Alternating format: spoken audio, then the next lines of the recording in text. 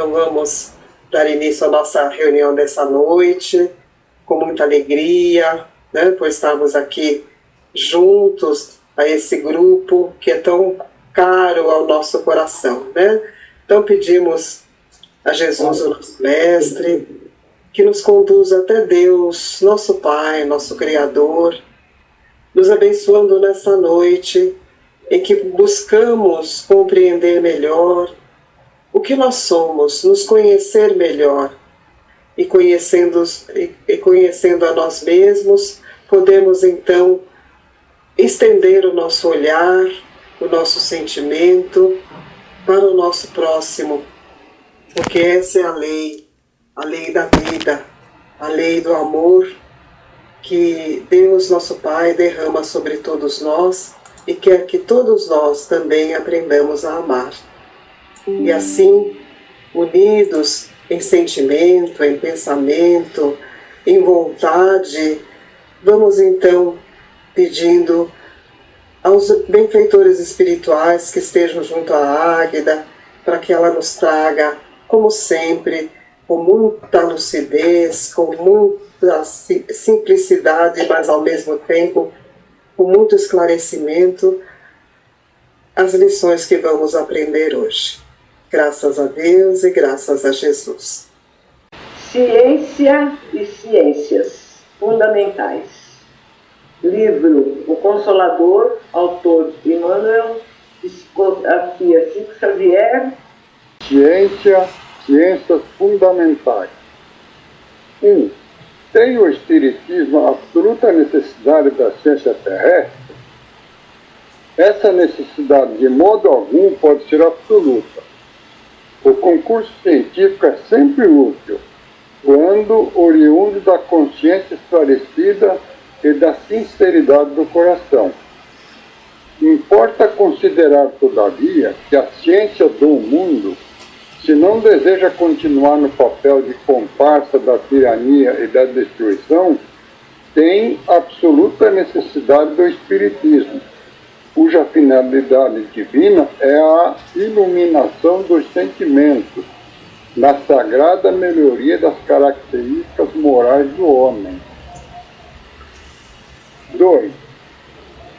Se reconhecermos a química, a física, a biologia, a psicologia e a sociologia como as 5 ciências fundamentais, qual será a posição da ciência da vida em relação às demais?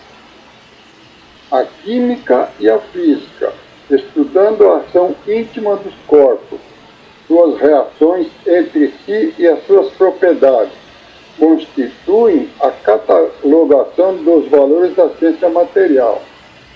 A psicologia e a sociologia, examinando a paisagem dos sentimentos e os problemas sociais, representam a tábua de classificação das conquistas da ciência intelectual. No centro de todos está a biologia, significando a ciência da vida em suas profundezas, revelando a transcendência da origem, o Espírito, o Verbo Divino. Até agora, a biologia está igualmente encarcerada nas escolas materialistas da Terra, porém, nas suas expressões mais legítimas, evolverá para Deus com as suas demonstrações sublimes, cumprindo-nos reconhecer que, mesmo na atualidade, seus enigmas profundos são os mais nobres apelos à realidade espiritual e ao exame das fontes divinas da existência. 3. Química. 3. No campo da química, as forças do plano espiritual auxiliam o homem terrestre? Os prepostos de Jesus espalham-se por todos os setores do trabalho humano e em todos os tempos cooperaram com o homem em seu esforço de aperfeiçoamento. Aliás, os estudiosos e os cientistas do planeta não criaram os fenômenos químicos, que sempre existiram desde a aurora dos tempos, afirmando uma inteligência superior. Os homens, em verdade, aprenderam a química com a natureza, copiaram as suas associações, desenvolvendo a sua esfera de estudos e inventaram uma nomenclatura, reduzindo os valores químicos sem lhes apresentar a origem divina. A imagem do Emmanuel e do nosso Cristo. É sem lhes apreender o sentido divino, né? Falando que a ciência material ainda se distancia da espiritualidade. Boa noite a todos, que Jesus nos abençoe, abençoe nosso trabalho, que esses esclarecimentos que nos são trazidos por Galileu e Kardec possam nos auxiliar, né, no entendimento do mundo, que é também uma das tarefas grandes do Espiritismo. Como nós vimos, nós estamos dando sequência no estudo de A Gênese, capítulo 6, o tópico que trata da matéria. Ele vai dos itens 3 a 7. Então, esse tópico eu disse, eu vou relembrar para quem não se recorda. Quem está ditando este capítulo é Galileu Galilei, por meio da mediunidade de Camille Flammarion, na Sociedade Espírita, Sociedade Parisiense de Estudos Espíritas, entre os anos de 62 e 63, 1862 e 1863. Então, esse tópico trata da matéria, da forma como, isso é importante falar, como ela estava sendo conhecida ou como ela era conhecida até então. O próprio Kardec vai falar sobre isso e o Galileu também. Então, o que nós temos aqui? Galileu começa fazendo um comentário sobre a existência de uma enorme variedade de substâncias, de corpos, de tipos de corpos, né? E ele pergunta se existe entre eles, né, se dois mostram uma identidade perfeita ou apenas semelhança na sua composição. Isto é uma pergunta que ele faz. Ele fala que a diferença existente, ela se dá sob diversos pontos de vista. Por exemplo, ela pode ser sólida como uma pedra, ela pode ser líquida como a água, por exemplo. Existem materiais que são compressíveis, existem materiais que para o mesmo volume apresentam pesos / massa diferentes, né? Que os corpos apresentam propriedades muito múltiplas, existe uma variedade infinita, né? E ele faz comparação, por exemplo, de um filão de ouro com os gases ou molécula aquosa com minerais e assim por diante, mostrando que existe, ou citando a grande variedade. Então ele fala também da diferença que existe do tecido químico, né, das diversas plantas da natureza, assim como a diferença entre os dos representantes do reino animal. Então, dentro os materiais considerados vivos, os não vivos, as diferenças apresentadas são enormes. Mas ele frisa, porque isso já era estudado à época, já tinha sido trazido por Kardec e até era um conceito trazido até anteriormente por Mesmer. Ele fala, entretanto, pode-se estabelecer como princípio absoluto que todas as substâncias conhecidas e desconhecidas, por mais distintas que pareçam ser, sob o ponto de vista da sua constituição íntima, ou sob o aspecto da sua interação recíproca, são apenas modos diversos sob os quais a matéria se apresenta, ou seja, o princípio material. Então, o que ele nos diz aqui, o que ele nos informa? A partir do princípio material, lembrando que os 3 elementos constitutivos do universo são Deus, que criou o espírito, ou princípio inteligência, e criou a matéria, ou princípio matéria. Então, dentro dessa constituição, tudo que for material é decorrente do princípio matéria. Então, o que não for Deus e não for princípio inteligente vai ser do campo da matéria. Isso ele frisa que é para a gente tomar cuidado com essas questões. E o que ele fala? E as variedades sob as quais ela se transforma são infinitas, né? Então, Galileu vai citar por que eu incluí a química na introdução, né? Na harmonização, esse texto de O Consolador. Veja que o Consolador começa já com essa informação tão maravilhosa, né? E da forma lúcida, como sempre Emmanuel nos traz, né? Então, Galileu vai falar sobre a química. Então, ele diz que a época dele, a química não existia como ciência. O que existia era a alquimia, que considerava aspectos mágicos da natureza. E ele fala, né? Embora essas influências mágicas tenham antecipado procedimentos futuros da química, ele fala que até onde ele já estava comentando ali no século XIX, a química tinha avançado muito, mas não era mais algo apenas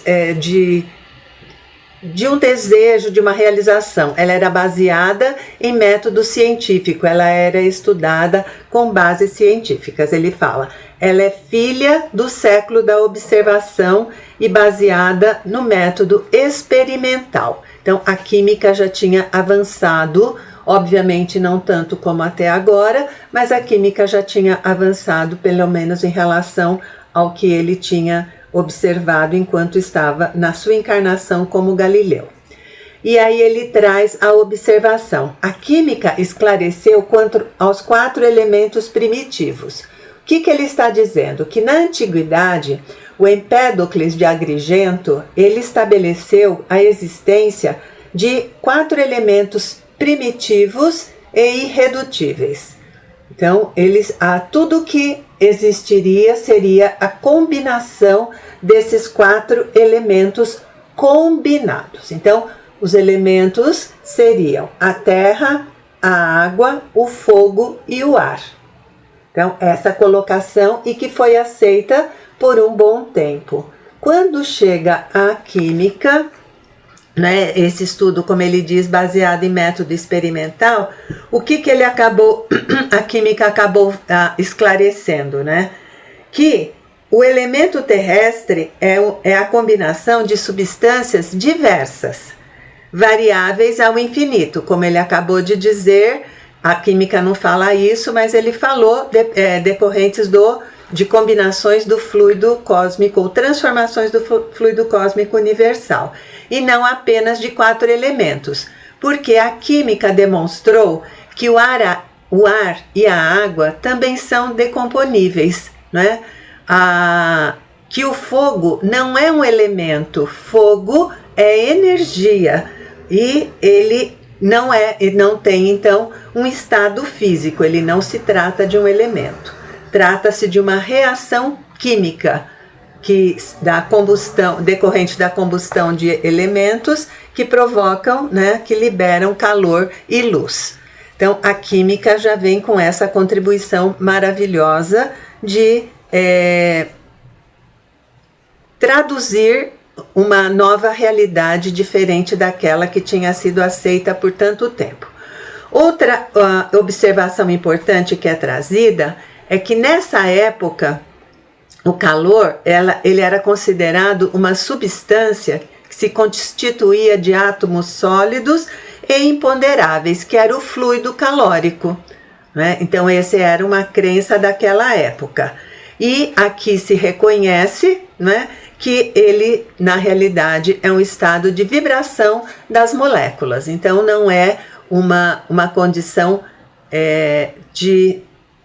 de átomos, né? Não é uma condição material, e sim uma movimentação das moléculas. Mas que a química, ela ela negando, né, ou corrigindo essas crenças anteriores, ela descobriu um número considerável de princípios que eram até então desconhecidos. Então, muitas coisas que eram tomadas como verdade foram substituídas e trazidos novos conhecimentos. Então, ele fala que os princípios foram determinados, né, como as combinações de diversas substâncias, diversos corpos, e a química tem estudado, isso à época dele, simultaneamente, segundo as leis e em certas proporções, os trabalhos que são realizados na natureza. Aos princípios ele chamou de corpos simples, considerando que eles são primitivos e indecomponíveis. Então, são situações, são substâncias que não se dividem, não se decompõem. No século XIX, a ciência oficial considerava como corpos simples, esse dado é importante, porque até baseado lá na teoria de Demócrito do átomo, né, que os corpos eram constituídos por átomos, que falavam que eram pequenas partículas que não se repartiam. Então ele fala que nessa época ainda os corpos simples eram considerados esferas sólidas. Por exemplo, se você tomasse um pedaço de ouro e fosse observá-lo microscopicamente, esse pedaço seria formado por micro esferas douradas, compactadas, sem intervalos entre elas e que formariam o ouro. E hoje se sabe que não é assim que a matéria existe, né? A matéria ela é formada na nossa constituição aqui da Terra, da forma como ela se manifesta.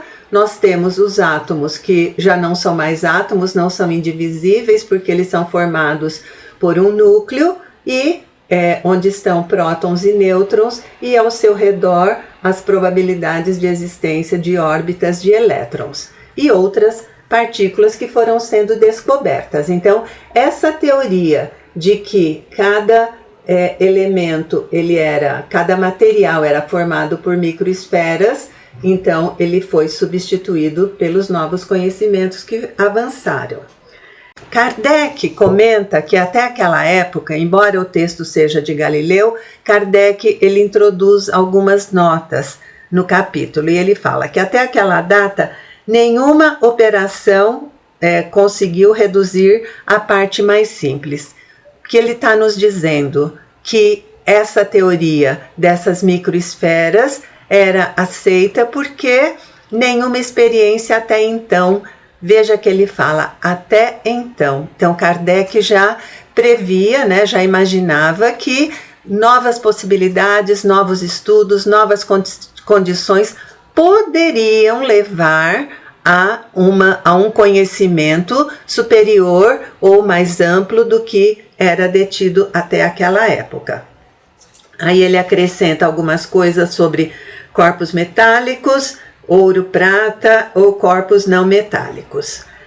Aí o Galileu continua, que até onde se pode observar, falou do homem observando, mesmo com os instrumentos que eles detinham à época, ou com os seus próprios olhos, os seus próprios sentidos, ele falava, com seus mais impressionáveis sentidos artificiais, a obra da natureza prossegue. E ele fala que na condição onde algumas respostas já tinham sido alcançadas, ele usa onde o técnico levanta o véu e distingue o começo das coisas, não é?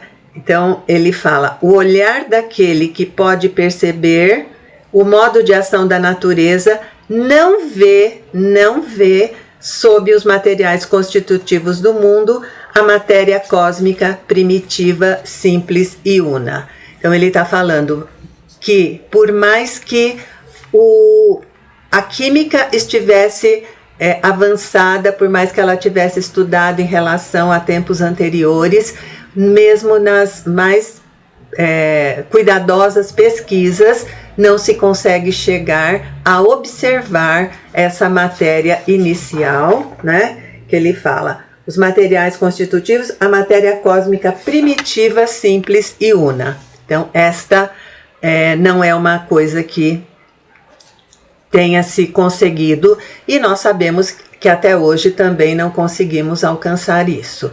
Existem teorias, né, mas nós não chegamos a detectar o fluido cósmico universal.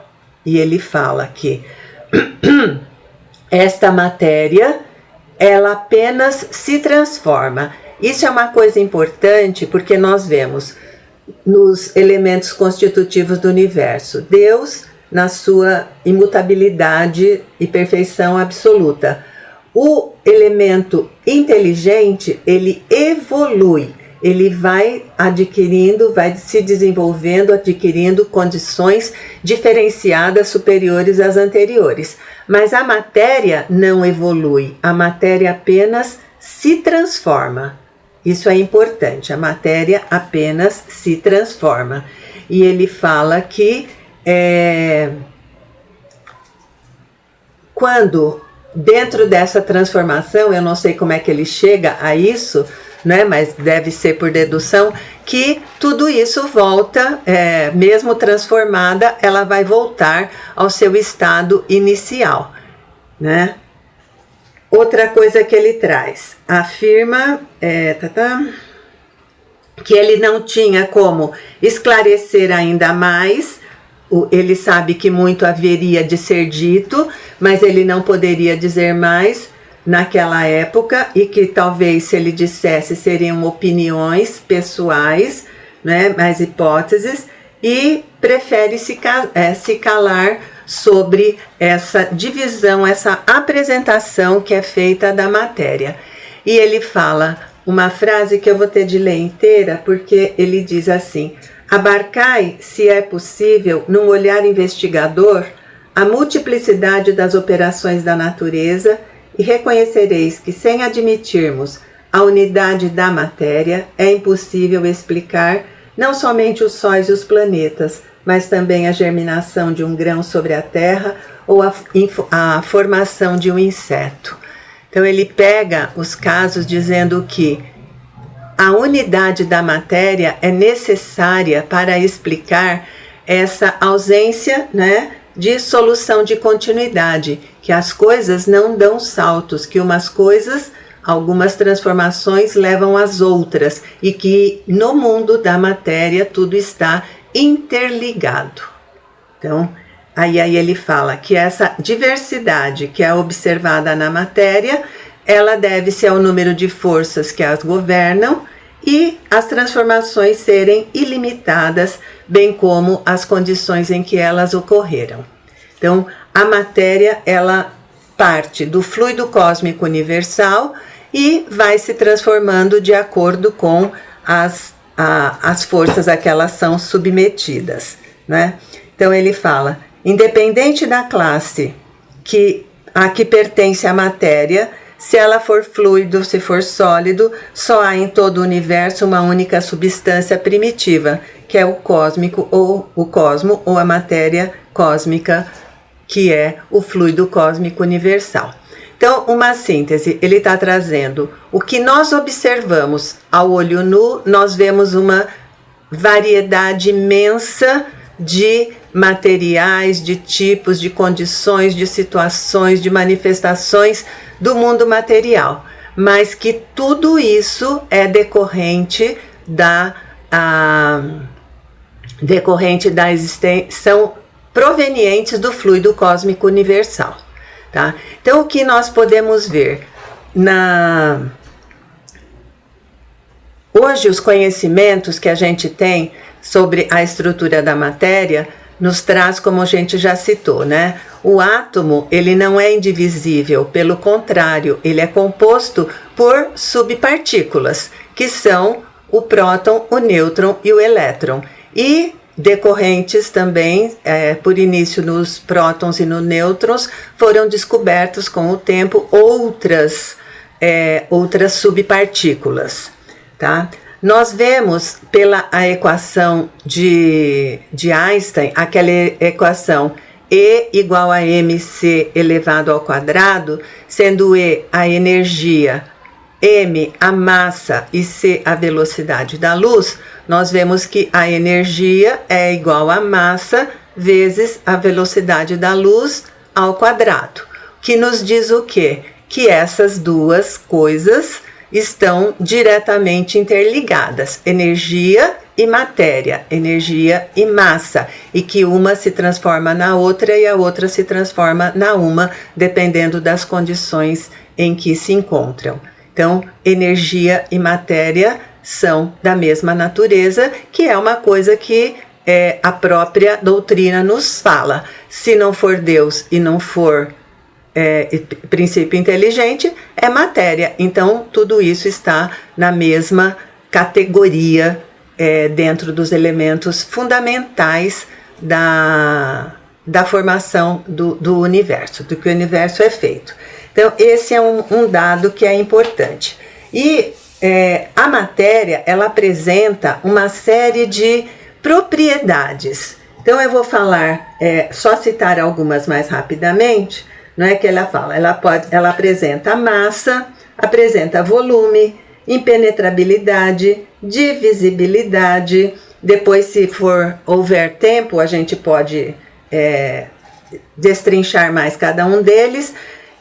A elasticidade, indestrutibilidade, que é aquela que a gente vê, que o próprio Lavoisier falava, né? Ela ser indestrutível. No mundo, nada se cria, nada se perde, tudo se transforma. Então, na natureza existe essa transformação. E um dado que o Newton sempre cita, que é muito importante, que é a descontinuidade da matéria. Que a matéria, sendo composta por esses elementos, né?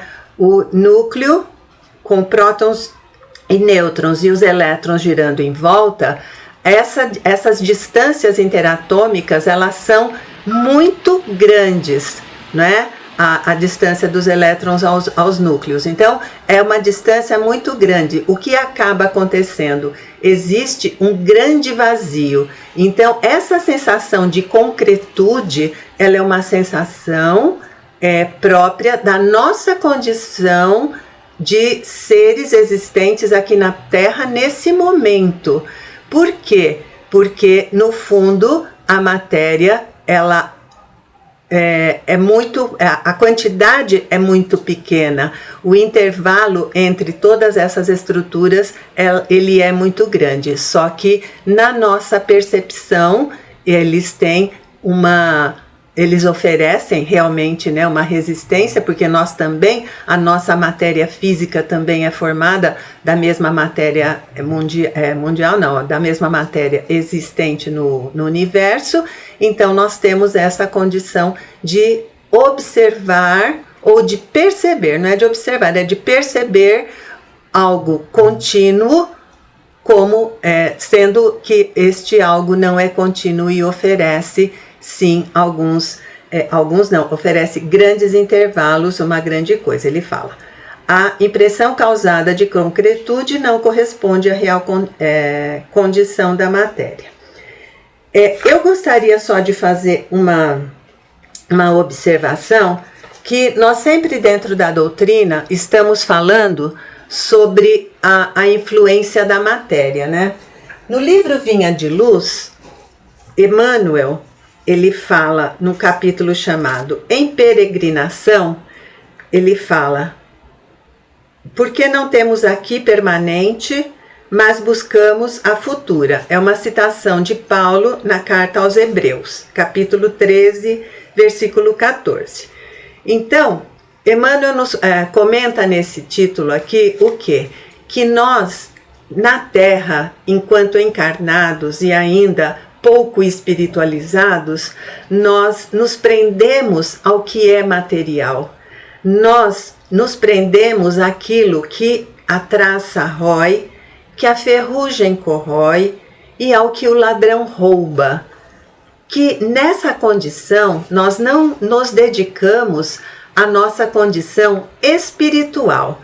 E aí ele diz assim: por mais que o impulso de propriedade ateie fogueiras de perturbações e discórdias na maquinaria do mundo, a realidade é que homem algum possui no chão do planeta domicílio permanente, nos alertando que não é aqui que nós vamos alcançar a nossa condição de espíritos felizes, porque aqui não é a nossa casa. Aqui ele está considerando materialmente. Ele fala: todos os patrimônios materiais aqui se atira, ávido de possuir, se desgastam e transformam. Nos traz a não permanência, né? A impermanência desses valores materiais. Precisamos sim deste contato com a matéria para fazer a nossa evolução, mas precisamos atribuir a ela o seu real valor e não nos afastarmos daquilo que é importante. Ele fala: nos bens que incorpora ao seu nome, até o corpo que julga exclusivamente seu, ocorrem modificações cada dia, impelindo-o a renovar-se e a melhorar-se para a eternidade. Então já seria um estado onde, no qual cada pessoa já teria condição de perceber a sua atual situação espiritual, de espírito vivendo, se utilizando de um corpo material e não sendo escravo desta matéria. Então ele fala: se não estás cego, pois, para as leis da vida, se já despertaste para o entendimento superior, examina a tempo onde te deixará provisoriamente o comboio da existência humana nas súbitas paradas da morte. Ou seja, nos chama a atenção de que a matéria é importante, mas para nós que somos espíritos, a nossa condição espiritual é mais importante do que a matéria.